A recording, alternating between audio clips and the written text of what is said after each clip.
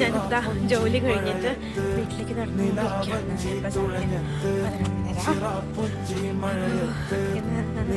ലേറ്റായി.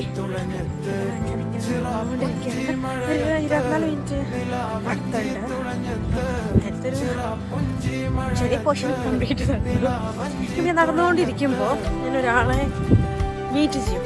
ആ ആളാരാന്ന് കച്ചരായി 11 സമയത്ത് എന്നെ കാത്തു നിൽക്കുന്ന ഒരാളുണ്ട്. കച്ചരാ എത്താറായി ആൾമോസ്. ആരെ കാണുമ്പോൾ കച്ചരാക്കി